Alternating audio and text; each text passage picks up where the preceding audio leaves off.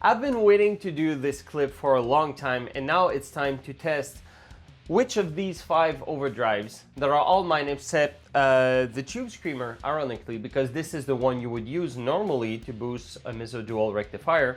And we're gonna try these 5 overdrives here because we want to see which one does fit the Mesa Boogie dual rectifier Roadster. So the way we're gonna do is that first I'm going to play through 2 different guitars, my Charvel and my Gibson Explorer right behind me there.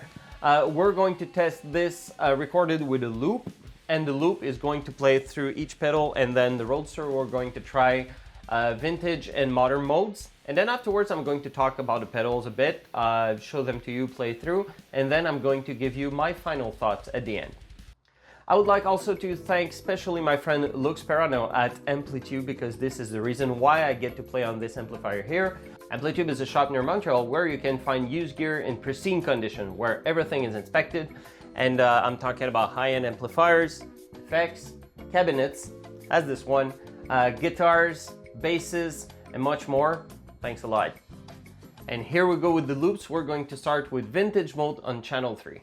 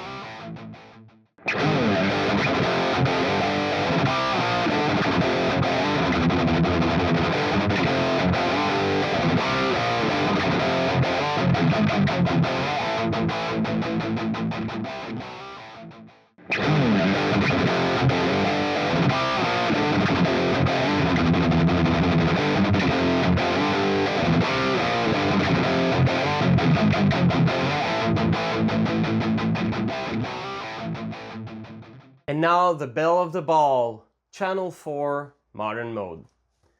With this guitar in drop C, by the way.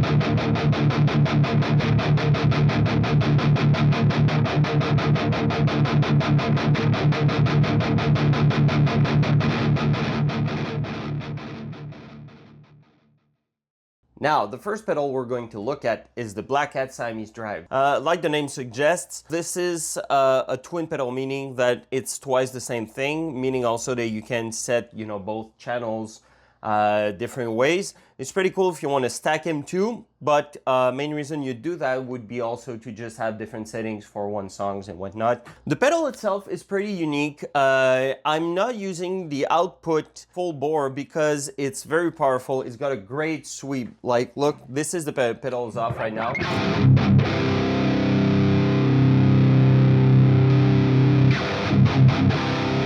You can already tell it's pushing the amp real hard. Let me just show you.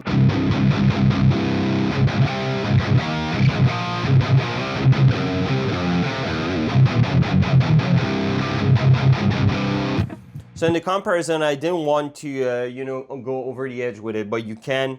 The gain's also really powerful. Sorry, look.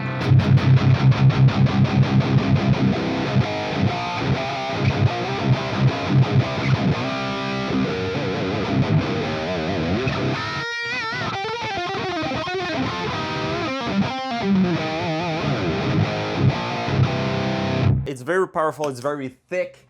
It's probably, well, I'm going to give you the details in the end, but it's one of my favorites. It's awesome. It also has lots of bass, meaning that if you want to cut the flub with the rectifier, this pedal is not really going to cut as much as others. It's going to add some thickness, some, you know, sparkle in it, and of course, lots of saturation and gain, but you're not really going to cut up the flub.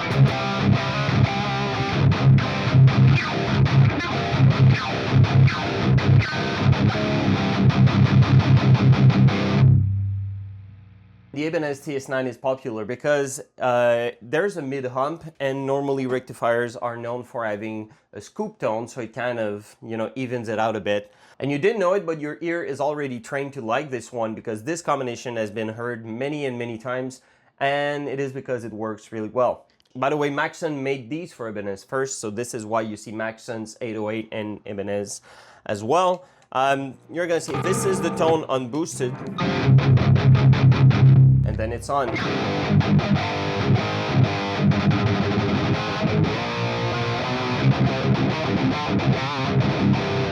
A TS9 provides a nice mid hump. I wouldn't say it's fizzy, but it can get fizzy if you push it to max, because I've seen many people put the level absolutely maxed, drive at 0 and then tone about here. It's a bit too much for me.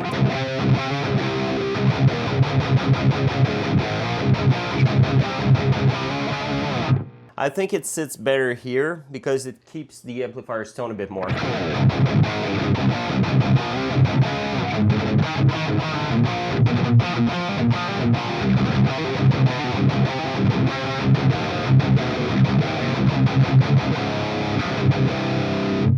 But if that's your thing, I mean, go all out.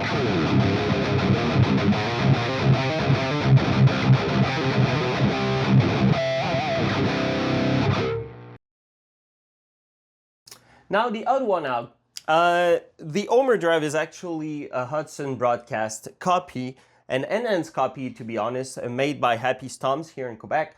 And the reason why is that because you can operate it at 24 or 9 volts. It's a preamp in a box, basically a 2-channel preamp. You can get very saturated tones. It's not normally used to do what we're doing right now. So let me show you. So right now,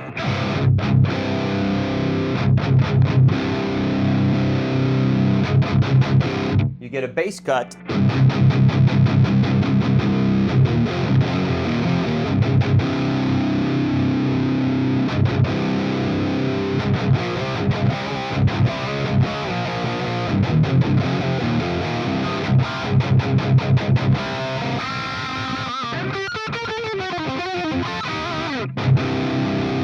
You get some drive.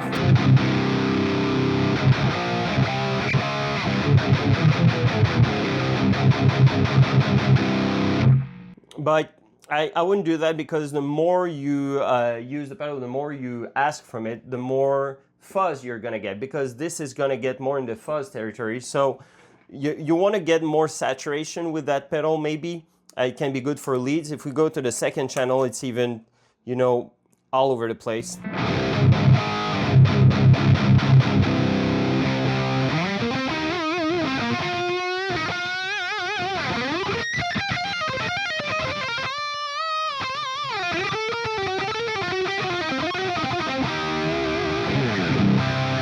But it's too much. So I think the best way to operate it in our situation is to cut the bass, add as less gain as possible, bit, and you boost it.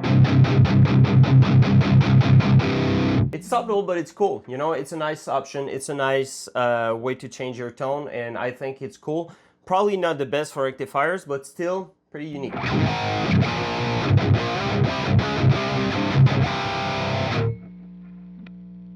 The next contestant here is mostly used, well, I'm saying mostly, you will see this with Marshalls, basically because it pairs up really well with them.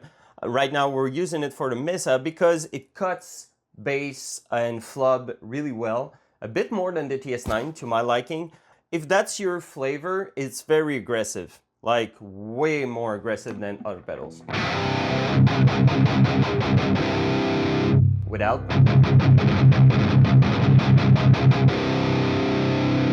So the SD1 is really good. Normally you will use it, you know, with drive down. If you're using it for metal, let's just see.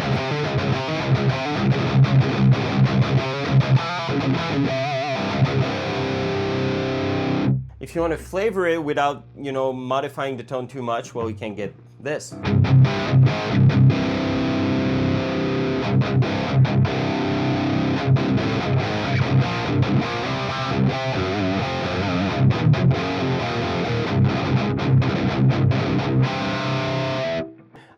It automatically cuts the low frequency, so this has to be kept in mind because you don't have a wide range of tones with this one. You get that kind of cocked wah with a bit of fizz top. And if I were to set the amplifier perfectly for this one, I would definitely cut some highs and give it more flub, knowing that it's going to be cut.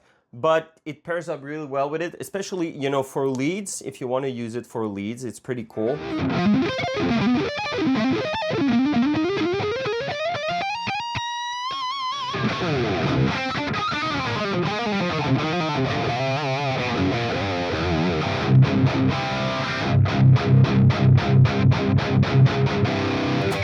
There you have it. And last but not least, the Mojo. Now, the Mojo has been designed by TC Electronics and Paul Gilbert.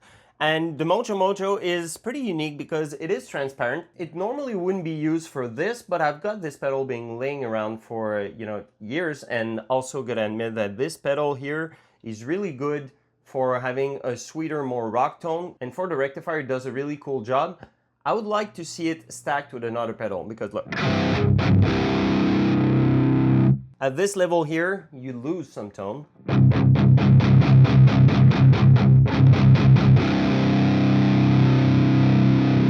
About here, pedal is fairly transparent. See a small change, and now if you cut the bass, now you see some changes.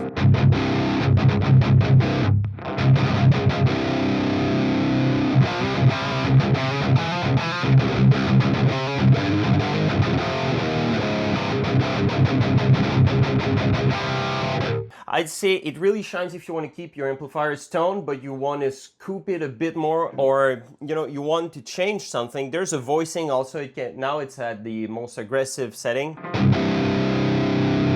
Now it's more solid.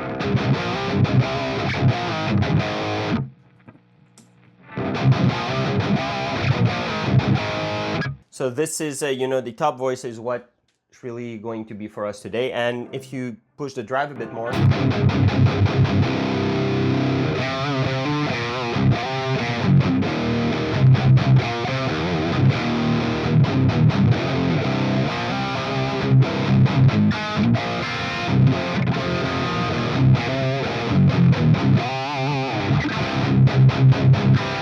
so it's not going to take out the flub in it, but it's going to make your amplifier sound more musical. No, it's going to add a nice roundness to your notes.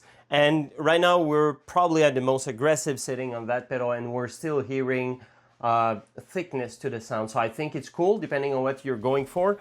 It's a nice pedal and it's cheap, really affordable. There you go. What did you guys think?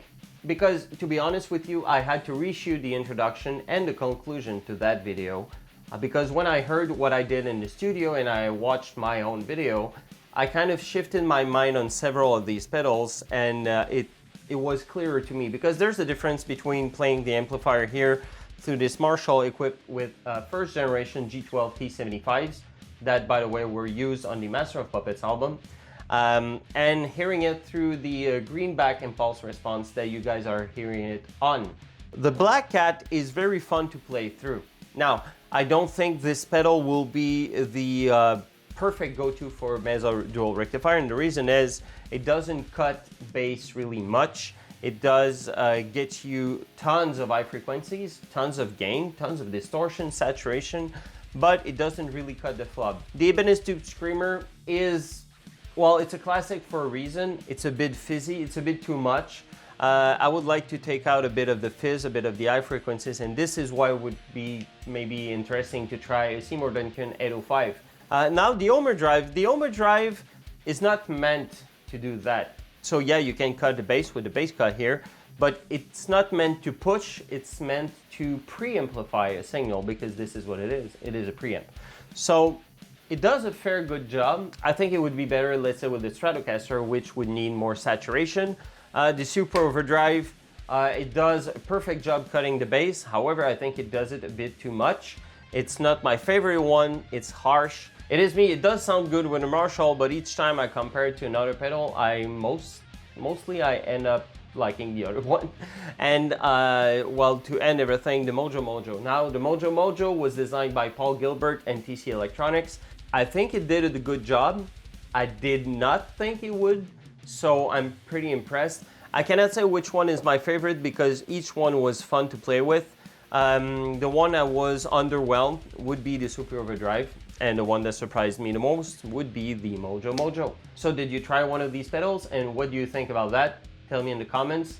See you next time, because next time, by the way, we are going to demo the amplifier by itself, because this is my favorite dual rectifier I ever played on, and it is awesome. I'm going to show you why. Yeah.